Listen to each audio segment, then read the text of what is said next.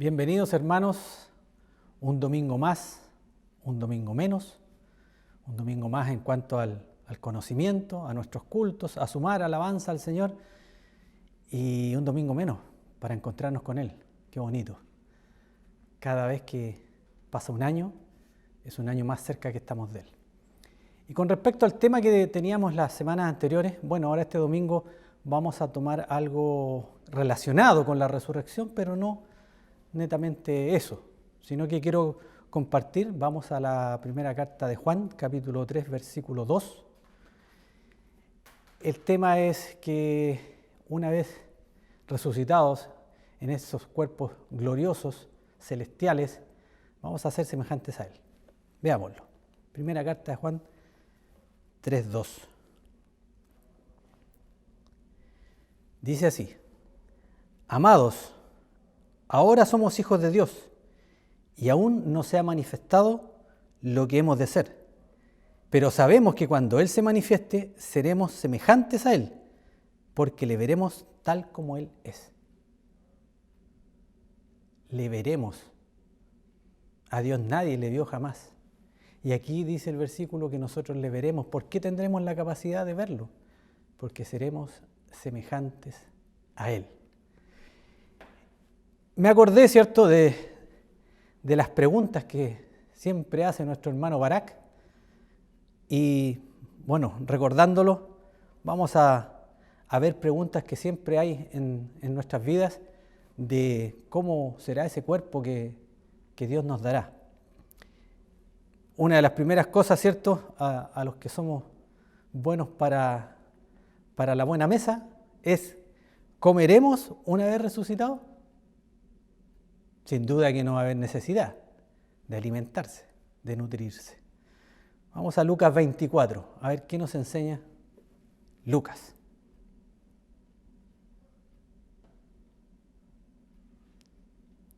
Lucas 24, 41.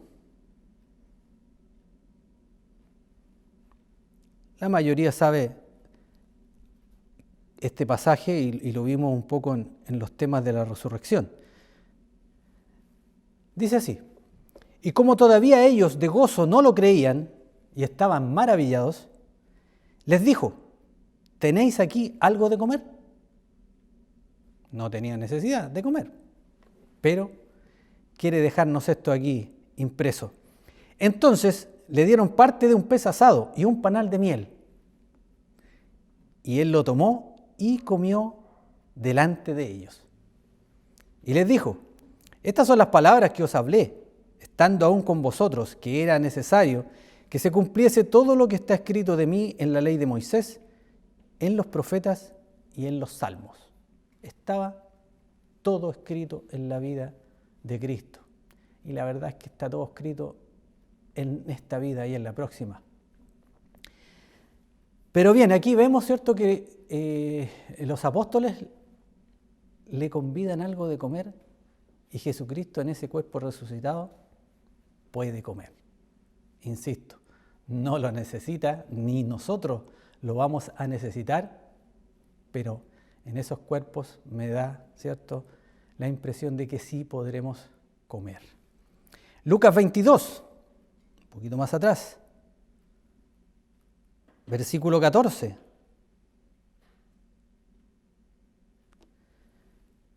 Lucas 22, 14.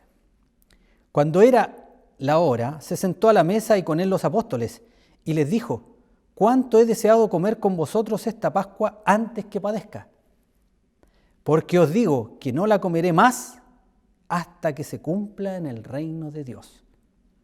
Y habiendo tomado la copa, dio gracias y dijo: tomad esto y repartidlo entre vosotros, porque os digo que no beberé más del fruto de la vid hasta que el reino de Dios venga.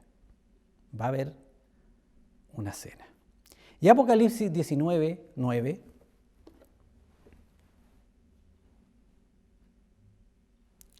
Apocalipsis 19, 9.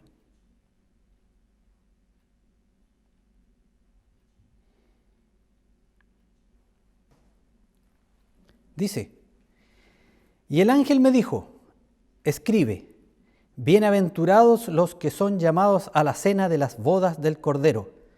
Y me dijo: estas son palabras verdaderas de Dios. Hay una boda y hay una cena. Todo lo físico que nosotros vemos y experimentamos es porque hay algo espiritual detrás, y es esto solo una representación de ello. Así que si conocemos las bodas como son, ¿cierto? Hay un esposo y hay una esposa, o hay un novio y una novia, y después, ¿cierto? Por costumbre hay una cena. Y en las cenas se come. Estamos invitados nosotros a esa gran cena.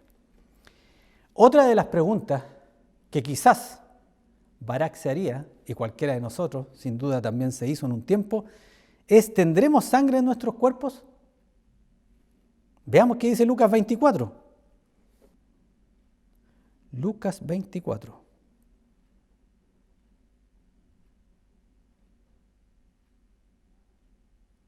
Versículo 36.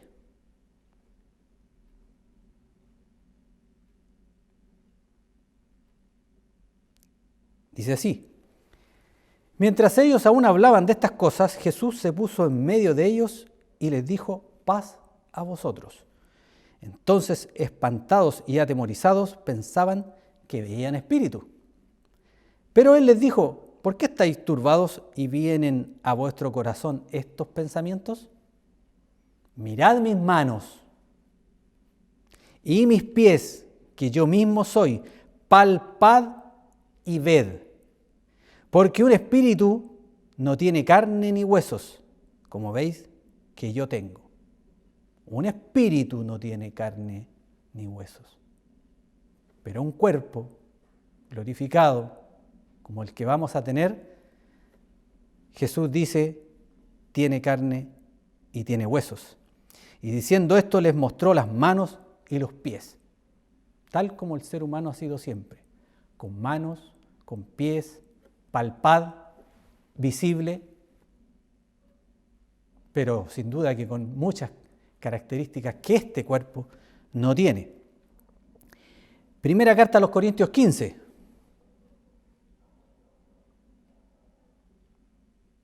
Primera carta a los Corintios, capítulo 15, que es el capítulo de la resurrección. Vamos a ir al final, versículo 48.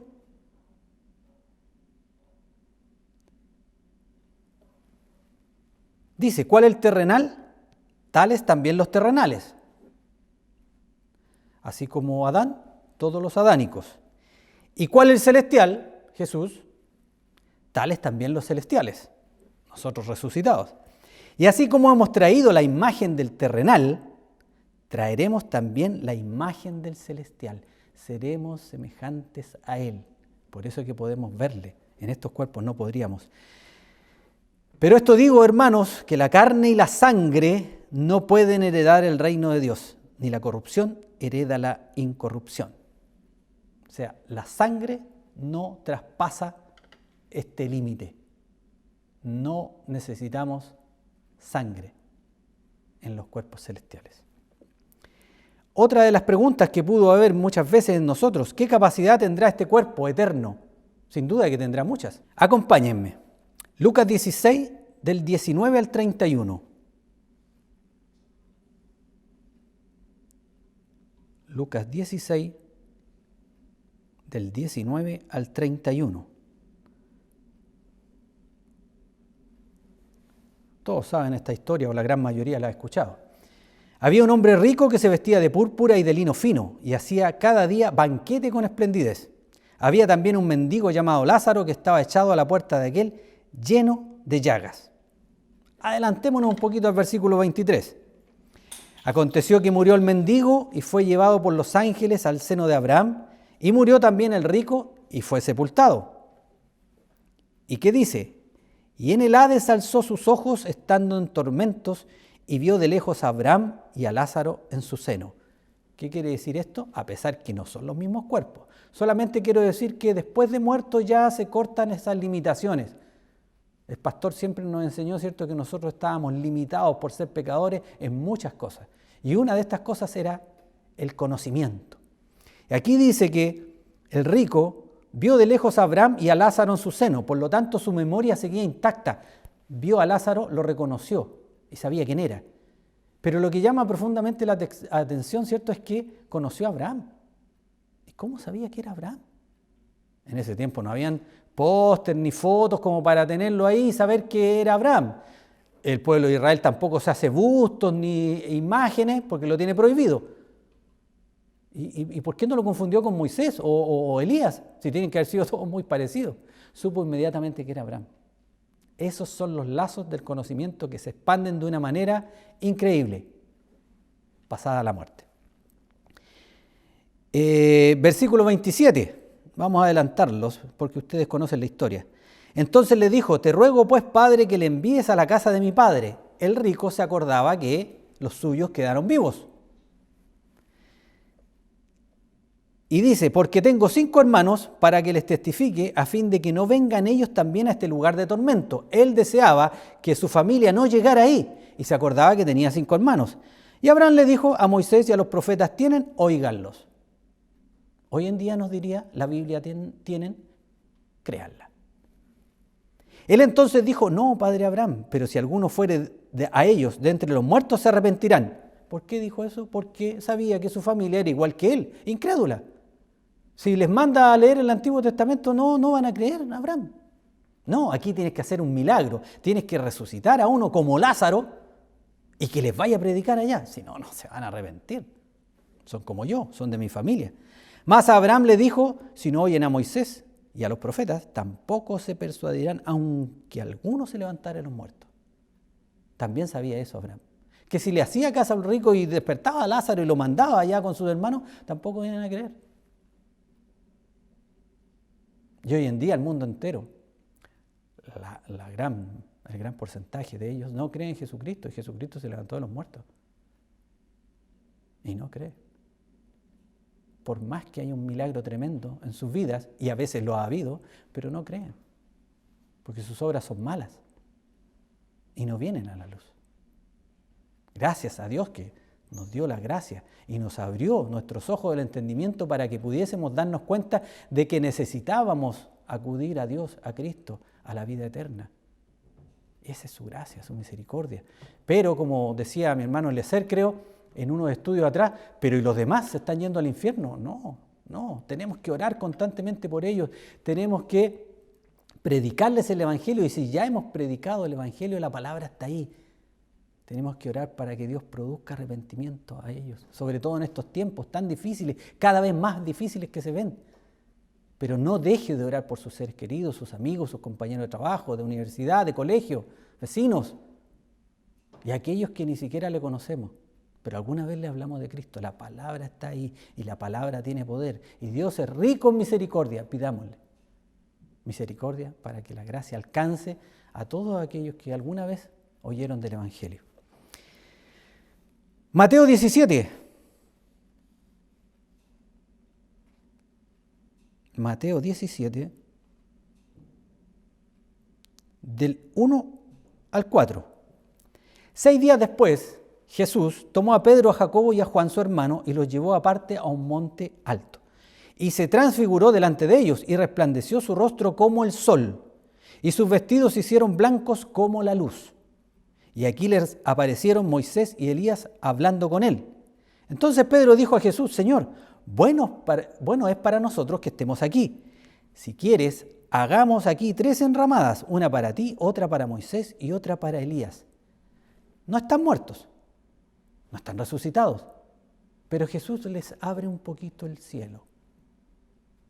Y sus límites se cortan inmediatamente y reconocen a Elías y a Moisés.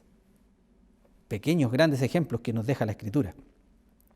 Y no dudaron.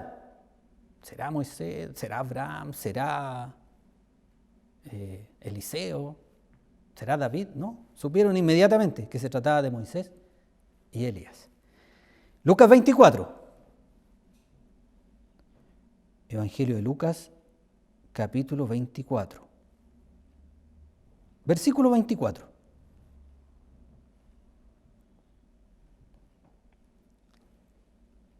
Y fueron algunos de los nuestros al sepulcro y hallaron así como las mujeres habían dicho, pero a él no le vieron. Vamos a avanzar. 31. Porque esto lo estuvimos compartiendo hace un par de domingos atrás. Entonces le fueron abiertos los ojos y le reconocieron, mas él se desapareció de su vista. La capacidad de desaparecer físicamente. 36. Mientras ellos aún hablaban de estas cosas, Jesús se puso en medio de ellos y les dijo, paz a vosotros. Hay otro evangelio que dice, mientras estaban ellos reunidos y las puertas cerradas, Jesús aparece en medio de ellos. Algunos dicen, tienen capacidad de atravesar las paredes. No, si tiene capacidad de aparecer donde Él quiere. Y nosotros seremos semejantes a Él. Continuemos. ¿Recuerdan que a Felipe le pasó algo parecido y él todavía no había muerto? Hechos 8.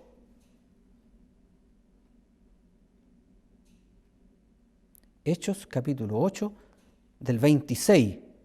Ustedes conocen la historia también.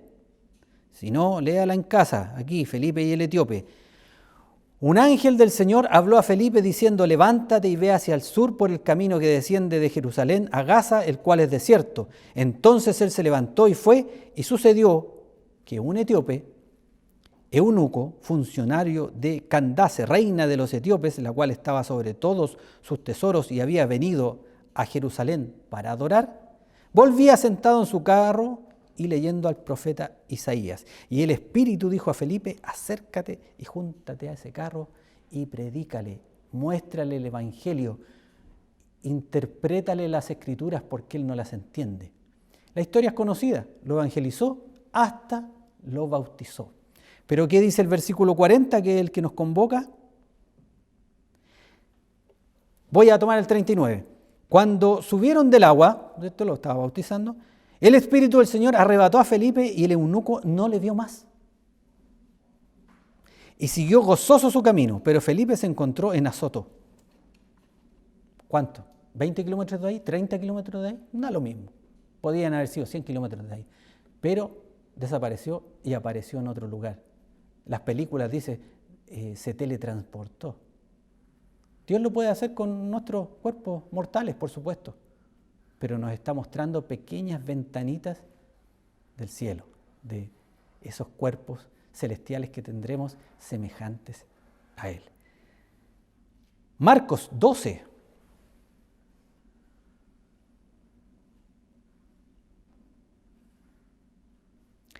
Marcos 12, 18.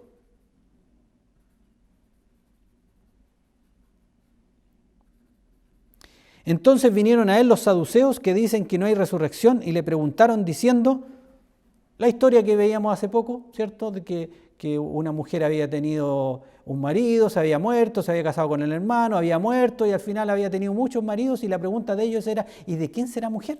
¿Lo recuerdan? Vamos al versículo 25, que es el que nos importa. Voy a tomar del 24. Entonces respondiendo Jesús les dijo, ¿no erráis por esto porque ignoráis las Escrituras y el poder de Dios?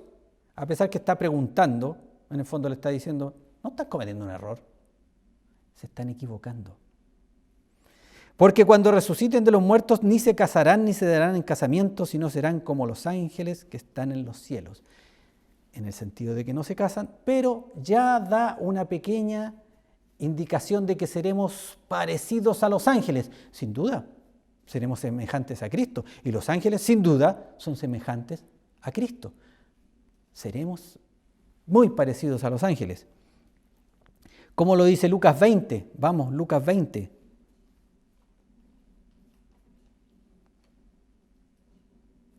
(33)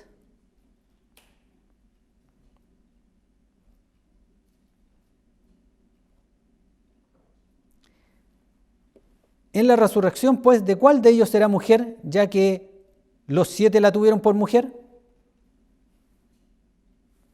Es la misma historia. Pero fíjense lo que dice aquí el 35. Mas los que fueren tenidos por dignos de alcanzar aquel siglo y la resurrección de entre los muertos, ni se casan, ni se dan en casamiento, porque no pueden ya más morir, aunque quiera. No puede ya más morir, pues son iguales a los ángeles y son hijos de Dios al ser hijos de la resurrección. Aquí nos trata de iguales a los ángeles. ¿En qué sentido? No pueden ya más morir. Son hijos de Dios, son hijos de la resurrección. Romanos 8:37.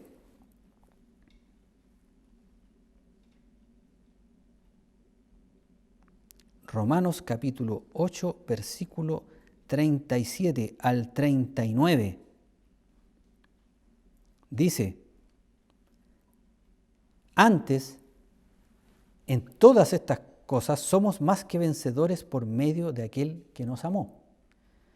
Por lo cual estoy seguro, dice Pablo, de que ni la muerte, ni la vida, ni ángeles, ni principados, ni potestades, ni lo presente, ni lo porvenir, ni lo alto, ni lo profundo, ni ninguna otra cosa creada nos podrá separar del amor de Dios que es en Cristo Jesús, Señor nuestro. Nada nos puede separar. Estamos en las manos de Cristo y Cristo en Dios. Por lo tanto, nada nos va a hacer mal en esos cuerpos glorificados. Última pregunta, última de las interrogantes. ¿Trabajaremos? Primera carta a los Corintios 6.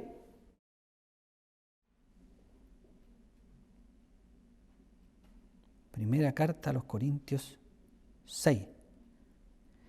Si bien son preguntas, pero vamos a ver que nos dan mucha información.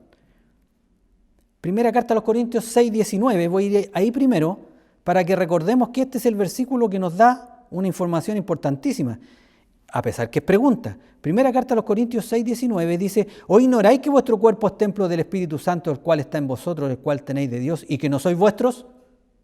¿Está preguntando? Sí, pero también nos está afirmando algo, que nosotros somos templo del Espíritu Santo. Es como si yo viese a Víctor aquí y le dijera: ¿no eres hermano de José, de Mariela y de Jessica? Es una pregunta, pero de una manera retórica. Yo sé que es así. Entonces aquí también Pablo lo dice: ¿o ignoráis que vuestro cuerpo es templo del Espíritu Santo? Nos está diciendo. Vamos al versículo 1, para que sepan que, si bien está preguntando, hay información importantísima. ¿Qué dice?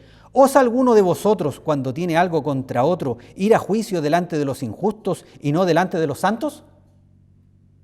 Es pregunta, pero nos está enseñando a que no vayamos a donde los incrédulos. Las cosas de la iglesia se arreglan aquí. ¿O no sabéis que los santos han de juzgar al mundo? Y uno podría decir: no sabía, pero aquí te lo dice. Vamos a trabajar, ¿sí? Uno de los primeros trabajos que vamos a tener es este. Vamos a juzgar al mundo. Y si el mundo ha de ser juzgado por vosotros, ¿soy indigno de juzgar cosas muy pequeñas? Otra pregunta. Versículo 3. ¿O no sabéis? Otra vez nos dice: ¿o no sabéis que hemos de juzgar a los ángeles? ¿Cuánto más las cosas de esta vida? Vamos a tener alto trabajo. Juzgar a los ángeles. ¿Sí? Apocalipsis 1. Último libro de la Biblia, Apocalipsis capítulo 1, del 4 al 6. Apocalipsis 1 del 4 al 6. Dice así: Juan, a las 7 iglesias que están en Asia, gracia y paz a vosotros, del que es, y que era, y que ha de venir, y de los 7 espíritus que están delante de su trono.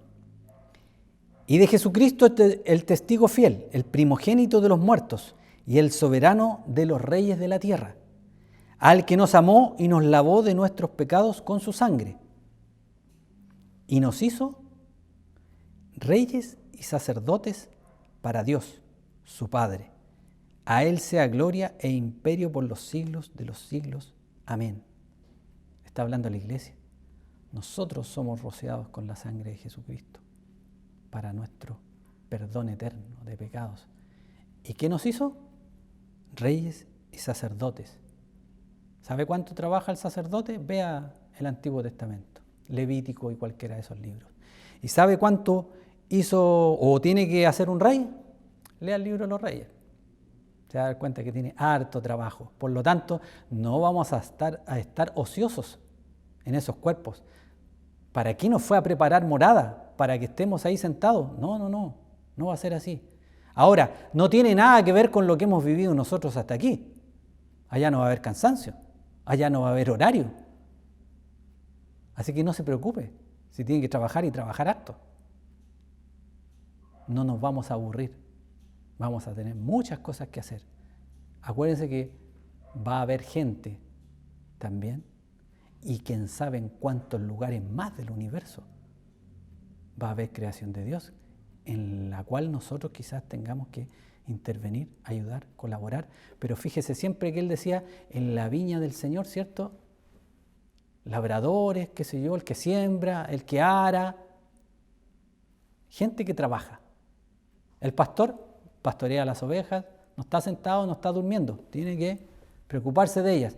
Siempre hay una acción, siempre hay una labor que realizar.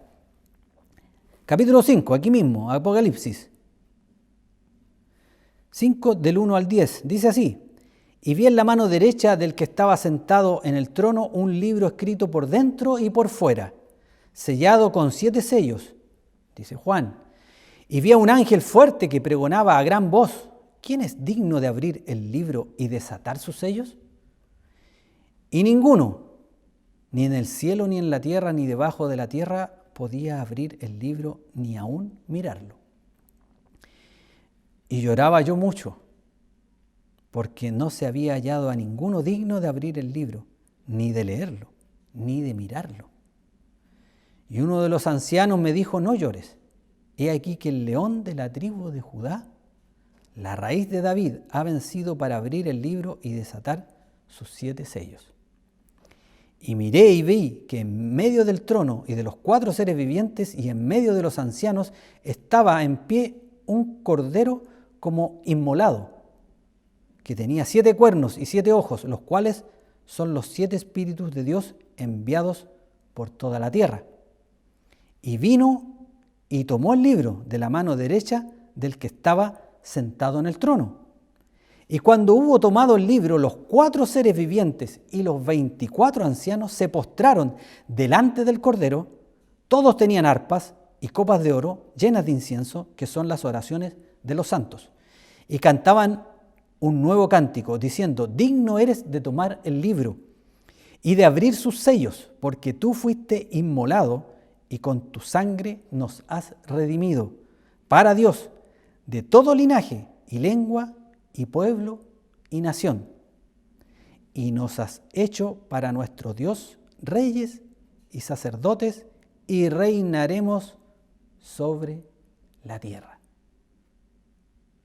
Ese es uno de nuestros oficios, de nuestras labores.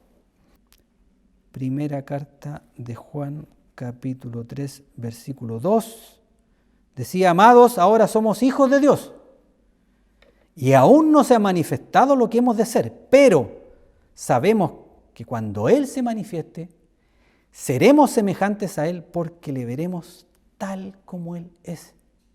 Es una afirmación de Juan aquí. Le veremos tal como Él es, porque tendremos la capacidad de hacerlo en esos cuerpos glorificados. Termino con Romanos Vamos a la carta de Pablo a los romanos,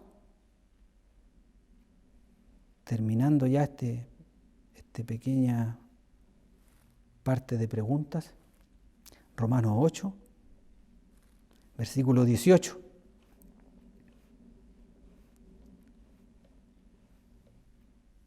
Fíjese lo que dice Pablo. Qué palabras de ánimo, de esperanza y de certeza. Romanos 8, 18. Pues tengo por cierto que las aflicciones del tiempo presente, cual sea que fuera, que usted, hermano, hermana, que yo pudiésemos tener, cualquier aflicción, no son comparables con la gloria venidera que en nosotros ha de manifestarse. Amén. Gracias, Señor, por todo lo que nos has regalado y lo que nos espera allá. Hermanos, ha sido un placer nuevamente compartir la palabra de Dios con ustedes. Saludos a sus familias, que Dios les bendiga.